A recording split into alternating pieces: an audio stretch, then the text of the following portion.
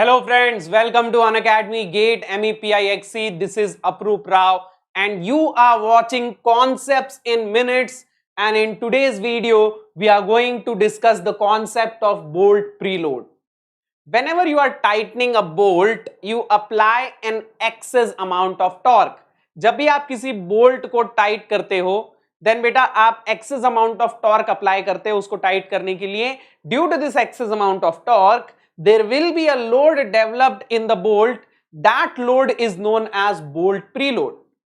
Now why it is called preload? Because it is already acting before applying any external load. It is already acting, so that's why it is called bolt preload. Now exactly how it is developed, what is the importance of bolt preload, that we are going to discuss in this video. तो बेटा आज के video में हम देखेंगे कि bolt preload exactly होता क्या है, कैसे डेवलप होता है और इसका मीनिंग क्या है, इसका इंपॉर्टेंस क्या है. Now if you are watching me for the first time, let me introduce myself. My name is Aprup Rao, all India rank 320 in gate mechanical in my first attempt. MTech from IIT Kharagpur and my specialization was design. In my final year of MTech I was recruited by Mahindra and Mahindra and I was placed at Mahindra Research Valley, where I worked in the field of design of cars for 2 years.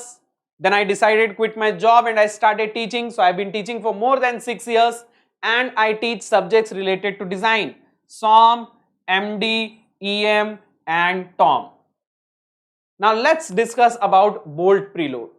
So first we need to discuss about bolt. What is a bolt? So this is a bolt which has threads on it. This part is known as nut. ये आपका bolt है और ये आपका नट है.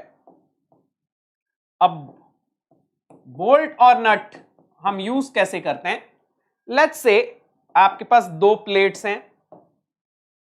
Let's say this is one plate and let's say this is another plate. ठीक है, और मुझे इन दोनों प्लेट्स को इस बोल्टेड जॉइंट के थ्रू कनेक्ट करना है. So what do we do? First we drill holes in these plates. पहले हम क्या करते हैं, इन प्लेट्स में कुछ इस तरीके से होल ड्रिल कर लेते हैं. Now once you drill holes you insert this bolt. पहले ये नट नहीं रहता है, सिर्फ बोल्ट को हम इंसर्ट करते हैं. सो लेट्स से I have inserted this bolt inside the hole. Okay,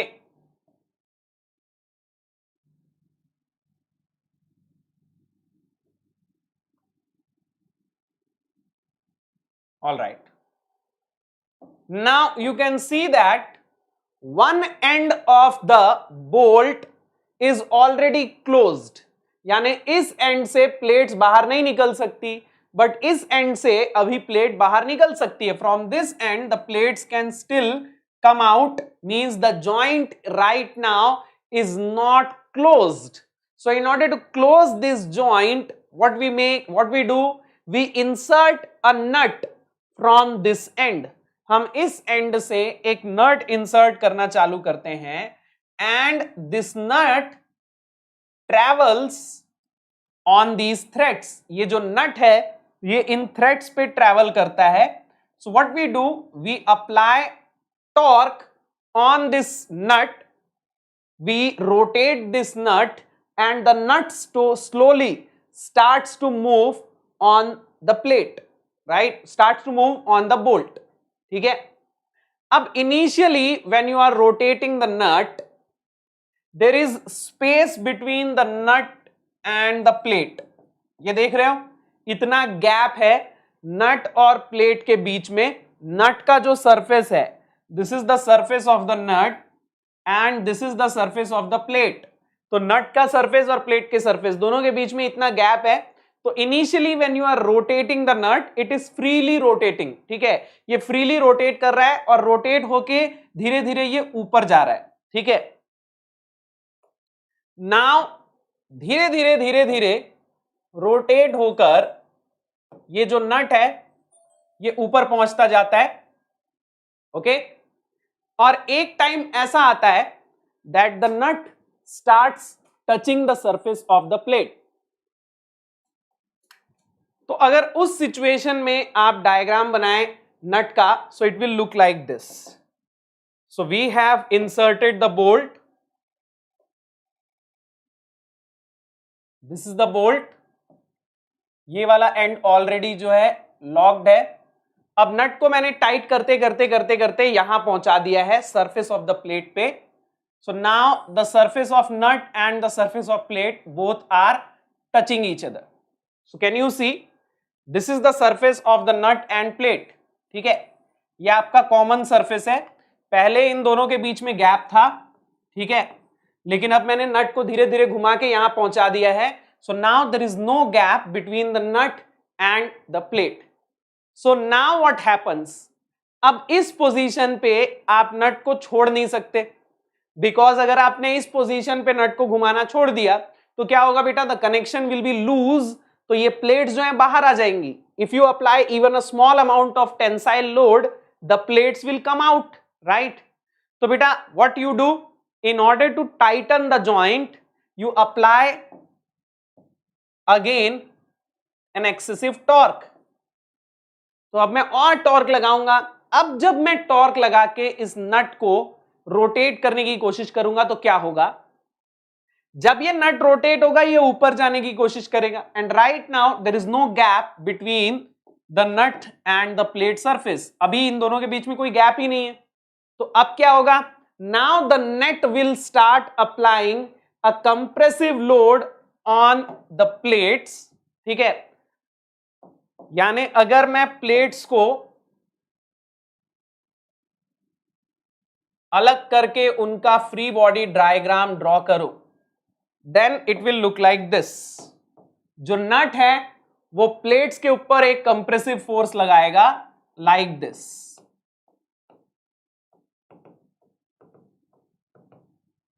और बदले में इतना ही equal and opposite force plates जो हैं वो नट के ऊपर लगाएंगे. सो लेट्स से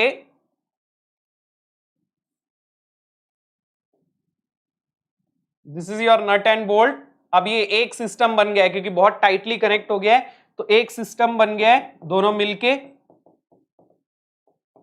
तो जितना फोर्स नट प्लेट पे लगा रहा है, let me call it PI, initial load है तो इसीलिए इसको हम PI बोलते हैं, उतना ही लोड जो है वो प्लेट्स नट के ऊपर यानी बोल्ट के ऊपर लगा रही हैं. द डिफरेंस इज कि प्लेट्स के लिए the load is compressive and bolt के लिए द लोड इज टेंसाइल. ये लोड जो है प्लेट के लिए कंप्रेसिव है इन नेचर, बट ये बोल्ट के लिए टेंसाइल है इन नेचर. ओके, तो आपको अब तक ये समझ में आ गया होगा कि बोल्ट प्रीलोड होता क्या है. आप नट को टाइट करने के लिए जो टॉर्क लगाते हो, एक्स्ट्रा टॉर्क लगाते हो, उसकी वजह से नट प्लेट को कंप्रेस करने की कोशिश करता है और प्लेट नट को एक्सपांड करने की कोशिश करता है. ये सब क्यों हो रहा है, क्योंकि नट और प्लेट के बीच में कोई गैप नहीं है. जब तक गैप था तब तक नट फ्रीली रोटेट हो रहा था, लेकिन अब चूंकि दोनों के बीच में कोई गैप नहीं है इसीलिए नट प्लेट के ऊपर अब फोर्स लगा रहा है ताकि वो थोड़ा कंप्रेस हो, और बदले में प्लेट नट के ऊपर फोर्स लगा रहा है ताकि वो थोड़ा एक्सपांड हो, जिससे दोनों के बीच में एक गैप क्रिएट हो और उस गैप में ये जो नट है ये आगे मूव कर सके. ओके, अब सवाल उठता है कि इस बोल्ट प्रीलोड की वैल्यू को हम कैसे निकाल सकते. How do we find the value of this bolt preload. तो बोल्ट प्रीलोड की वैल्यू निकालने के लिए हमें चाहिए होती है कंपैटिबिलिटी इक्वेशन. अब कंपैटिबिलिटी इक्वेशन का मतलब क्या है, कंपैटिबिलिटी इक्वेशन यानी इक्वेशन ऑफ डिफॉर्मेशन. ठीक है, अब देखो यहां पे हो क्या रहा है, इनिशियली इन दोनों के बीच में जो गैप था नट उस गैप में ट्रेवल कर रहा था, बाद में ये गैप 0 हो गया. तो अब जब आप इसको घुमाने की कोशिश करते हो तो वो गैप क्रिएट करने के लिए ये बोल्ट प्रीलोड डेवलप हो रहा है, राइट. अब वो गैप डेवलप कैसे हो रहा है, देखो प्लेट्स जो है वो कंप्रेस हो रही हैं और बोल्ट जो है वो एक्सपांड हो रहा है. प्लेट कंप्रेस हो रही है, बोल्ट एक्सपांड हो रहा है, यानी कि ये जो प्लेट का सरफेस है ये थोड़ा ऊपर जा रहा है और ये जो बोल्ट का सरफेस है ये थोड़ा नीचे आ रहा है. तो दोनों के बीच में एक गैप बन रहा है. राइट, दोनों के बीच में एक गैप बन रहा है, मतलब कुछ इस तरीके से घटना घट रही है। आप यहां पे देख सकते हो कि राइट नाउ अभी इन दोनों के बीच का सरफेस ये है, कॉमन सरफेस, दोनों सरफेसेस एक दूसरे को टच कर रहे हैं, ठीक है। तो अब क्या हो रहा है, जो प्लेट है वो कंप्रेस हो रही है और जो बोल्ट है वो एक्सपांड हो रहा है, ठीक है। सो लेट्स से प्लेट जो है उसका कंप्रेशन इतना है, let's say this is delta P, change in length of plates, और लेट्स से ये बोल्ट का एक्सपांशन है डेल्टा बी। तो बेटा ये दोनों मिला के जो गैप बन रहा है, पहले दोनों सरफेस एक दूसरे को यहां टच कर रहे थे, अब प्लेट अंदर घुस गई है और बोल्ट बाहर निकल गया है, तो ये दोनों के बीच में जो टोटल गैप बन रहा है, इतनी गैप में आपका नट ट्रेवल कर रहा है, राइट। तो क्या मैं लिख सकता हूं, delta of bolt plus delta of plate equals to axial movement of nut. Yes, मैं इतना लिख सकता हूं, ठीक है। अब डेल्टा एल ऑफ बोल्ट क्या होगा, load into length of bolt divided by area of bolt into E of bolt, plus delta L of plate क्या होगा, P into length of plate divided by area of plate into E of plate. Okay, this will be equal to axial movement of nut. अब बेटा nut कितना move करेगा, what is the pitch of the nut. Pitch of nut का मतलब होता है कि अगर आप एक बार नट को घुमाओगे तो वो कितना ऊपर या नीचे जाएगा, कितना एक्सियली मूव करेगा, right. So one pitch equals to axial movement in one turn. तो अगर मैं 2 बार टर्न कर रहा हूं तो टोटल मूवमेंट कितना होगा, pitch multiplied by 2। 3 bar turn कर रहा हूं तो टोटल मूवमेंट कितना होगा, पिच मल्टीप्लाइड बाय 3। तो क्या मैं एक्सियल मूवमेंट ऑफ नट को लिख सकता हूं, नंबर ऑफ टर्न्स, आपने कितने बार टर्न किया मल्टीप्लाइड बाय पिच। और नंबर ऑफ टर्न्स आपको कहां से गिनना है, शुरू से नहीं गिनना है, जब नट प्लेट के सरफेस को टच करने लगेगा उसके बाद आपने इसको कितना घुमाया है, टाइट करने के लिए कितना घुमाया है, ठीक है। सो बेटा this is the compatibility equation. इस इक्वेशन में बाकी सारी चीजें नोन रहती हैं, सिर्फ एक ही अननोन रहता है विच इज पी आई। तो इसको सॉल्व करके हमको मिल जाता है पी आई। अब सवाल ये उठता है, बहुत सारे बच्चे ये सोच रहे होंगे कि सर बोल्ट में लोड जो था वो टेंसाइल था बट प्लेट में तो कंप्रेसिव था, तो यहां पे नेगेटिव साइन आना चाहिए। तो बेटा आप एक चीज भूल रहे हो कि यहां पर आप टोटल गैप निकाल रहे हो, यहां पर आप इसकी चेंज इन लेंथ का फॉर्मूला नहीं लिख रहे हो, चेंज इन लेंथ नहीं यूज कर रहे हो, यहां पर आप टोटल गैप का इक्वेशन निकाल रहे हो। तो टोटल गैप कितना बनेगा, delta L of plate plus delta L of bolt बनेगा ना। मतलब मान लो प्लेट 2 mm कंप्रेस हुई और बोल्ट 1 mm एक्सपांड हुआ, तो टोटल गैप कितना होगा, 2 + 1 होगा कि -2 + 1 होगा, 2 + 1 होगा ना। भले प्लेट 2 mm कंप्रेस हो रही है लेकिन मुझे यहां पे टोटल गैप चाहिए कि टोटल गैप कितना बन रहा है।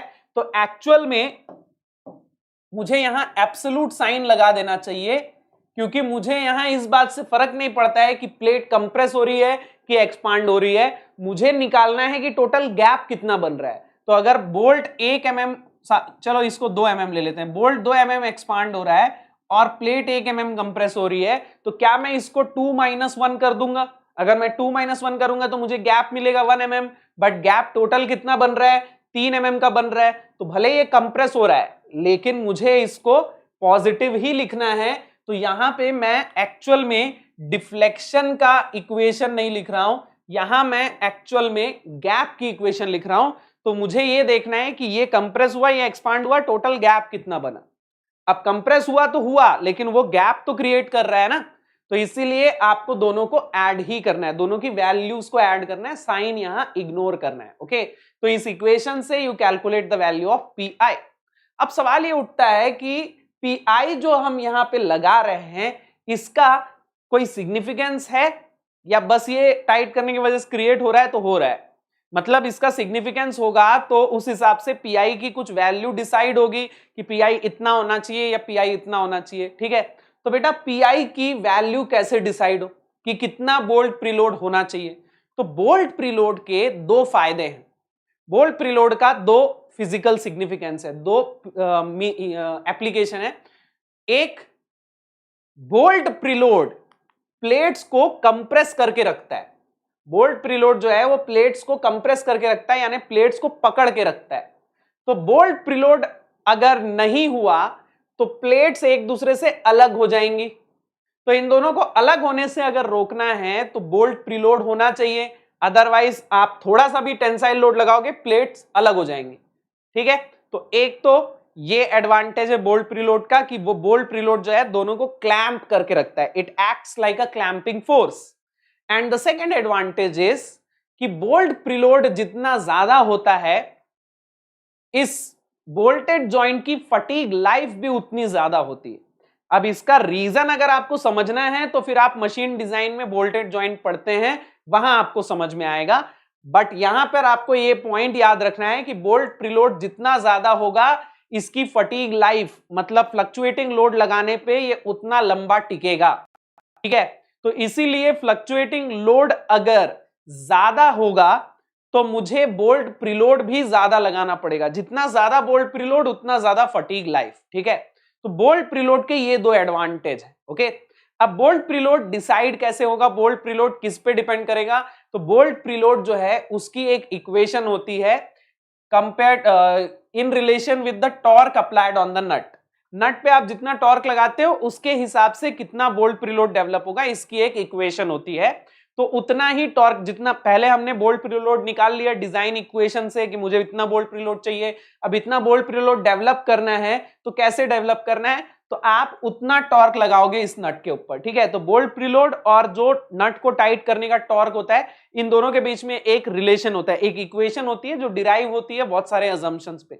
वो सारी चीजें आपको याद करने की जरूरत नहीं है, आपको मैं बस बता रहा हूं कि प्रैक्टिकली बोल्ट प्रीलोड अचीव कैसे करते हैं। कि मतलब अगर मुझे मान लो बोल दिया जाए कि 1000 न्यूटन का बोल्ट प्रीलोड होना चाहिए, तो मैं कैसे 1000 न्यूटन का बोल्ट प्रीलोड क्रिएट करूंगा?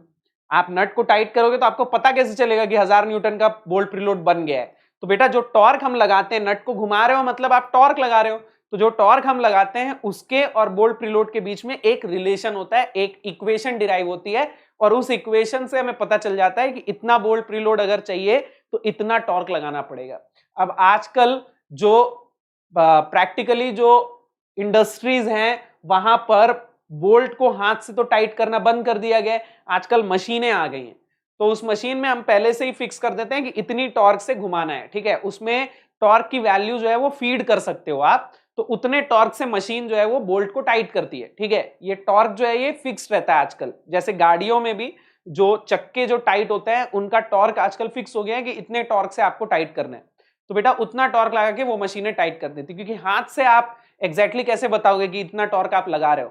तो उन मशीनों में ये नप जाता है, ये मेजर हो जाता है कि आप इतना टॉर्क अप्लाई करके उसको टाइट कर रहे हो, तो उसमें फीड कर दिया जाता है कि मुझे इतना टॉर्क चाहिए, उतने टॉर्क से मशीनें जो है वो बोल्ट को टाइट कर देती हैं, तो फिर उस हिसाब से आपका बोल्ट प्रीलोड क्रिएट हो जाता है, ठीक है। So this is what bolt preload is, what is the significance of bolt preload, और इंडस्ट्री में बोल्ट प्रीलोड जो है वो कैसे हम लगाते हैं, ओके।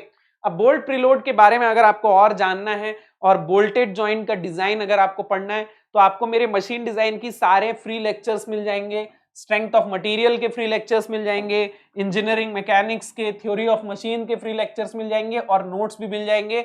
आप बस एक जगह चले जाओ, tinyurl.com/approve10, बस ये एक लिंक ओपन कर लो, अभी के अभी आप किसी भी वेब ब्राउजर में जाओ, वेब ब्राउजर खोलो और tinyurl.com/approve10 ये लिंक खोलो, ओपन करो, you will find these folders जिसमें मैंने ई बुक्स अपलोड की हुई हैं, and you will find these Excel sheets, जैसे आपको दिख रहा होगा मशीन डिजाइन के एक्सेल शीट है, इंजीनियरिंग मैकेनिक्स की है, स्ट्रेंथ ऑफ मटेरियल्स की है। तो आपको पूरी पूरी एक्सेल शीट मिल जाएगी जिसमें लाइन से आपको मेरे सारे लेक्चर्स मिल जाएंगे, फ्री लेक्चर्स, और लाइन से सारे पीडीएफ नोट्स मिल जाएंगे, ओके। और ये भी कंप्लीटली फ्री है, 1 रुपया भी देने की जरूरत नहीं। और अगर आपको मेरे आगे आने वाली लेक्चर्स के बारे में जानना है, if you want to know about my upcoming lectures, then just search Approve 10 in your Telegram app. आप टेलीग्राम ऐप खोलिए और अप्रूव 10 सर्च कर लीजिए, आपको मेरे आगे आने वाली क्लासेस के लिंक्स और उनके नोटिफिकेशंस टाइम टू टाइम मिलते रहेंगे। और अगर आप हमारे साथ एक स्ट्रक्चर्ड कोर्स में पढ़ना चाहते हैं, अगर आप गेट और ईएससी के लिए कंप्लीट प्रिपरेशन चाहते हैं, तो बेटा अनअकैडमी प्लस का सब्सक्रिप्शन ले लीजिए। अनअकैडमी प्लस पे सिर्फ लेक्चर्स के अलावा बहुत कुछ मिलता है। लेक्चर्स तो आपको यूट्यूब पे फ्री ऑफ कॉस्ट मिल जाएंगे, लेकिन लेक्चर्स के अलावा बहुत सारी चीजें होती हैं, जैसे ऑनलाइन टेस्ट सीरीज होती है, वीकली क्विजेज होते हैं, डेली असाइनमेंट होते हैं, क्वेश्चन बैंक होता है, डाउट क्लियरिंग सेशन जो बहुत इंपॉर्टेंट है। डाउट क्लियर नहीं हुआ मतलब प्रिपरेशन नहीं हुई, आपको पर्सनलाइज्ड गाइडेंस मिलती है। आप अपने एजुकेटर्स खुद चूज कर सकते हो, आप किससे पढ़ना चाहते हो। बहुत सारे टॉप के एजुकेटर्स हैं, इंडिया के टॉप के एजुकेटर्स हैं जो अनअकैडमी में पढ़ा रहे हैं, और आप चूज कर सकते हो आपको किससे पढ़ना है। गाइडेंस आपको सबकी मिलती है, लेकिन आप किससे पढ़ना चाहते हो ये आप चूज कर सकते हो। आपको किस बैच में ऐड होना है ये भी आप चूज कर सकते हो। मल्टीपल बैचेस हैं, तो आप डिसाइड कर सकते हो आपको कौन कौन सी बैचेस में पढ़ना है। आप एक से ज्यादा बैचेस में भी पढ़ सकते हो, ठीक है। तो ये सारी चीजें आपको मिलती हैं अनअकैडमी प्लस के सब्सक्रिप्शन पे। अनअकैडमी प्लस का सब्सक्रिप्शन 1 ईयर, 1.5 ईयर और 2 ईयर का आप ले सकते हो इस कॉस्ट पे। और अगर आप ये कोड यूज कर रहे हो तो इससे आपको 10% ऑफ मिल जाता है। और साथ में अगर आप ये रेफरल कोड यूज कर रहे हो, मतलब आप मेरे रेफरेंस पे अनअकैडमी प्लस को ज्वाइन कर रहे हो, तो अगर आप मेरे रेफरेंस पे आ रहे हो तो मेरी जिम्मेदारी बनती है कि I take care of you. So I will take care of your preparation. मैं आपको पूरे प्रिपरेशन के दौरान गाइड करूंगा, मेंटर करूंगा, ओके। आप इस सब्सक्रिप्शन फी को ईएमआई पे भी ले सकते हो without paying any additional cost, बिना किसी एडिशनल कॉस्ट के। और अगर आप पर डे का कॉस्ट निकालो, then this cost around 54 rupees per day, this cost around 64 rupees per day and this costs around 74 rupees per day। तो बेटा पर डे कॉस्ट अगर आप देखो कंपेयर करो तो एक दिन के ट्रैवलिंग के कॉस्ट से भी कम पड़ता है। अगर आप किसी लोकल कोचिंग इंस्टीट्यूट को ज्वाइन करते हो तो ट्रैवल करने में जो डेली खर्चा हो रहा है 50-60 रुपए तो डेली सबके खर्चे हो ही जाते हैं। आप बस से आना जाना करो या अपने ओन व्हीकल से आना जाना करो, इतना लगभग लग जाता है। तो बेटा आपको इस कम ट्रांसपोर्टेशन से भी कम कॉस्ट पे per day unlimited lectures, unlimited batches देखने को मिलती हैं। This is the power of Unacademy plus. और आप अनअकैडमी आइकॉनिक का सब्सक्रिप्शन भी ले सकते हो। आइकॉनिक सब्सक्रिप्शन में आपको एक पर्सनल कोच मिलता है जो आपको पर्सनल लेवल पे हेल्प करता है।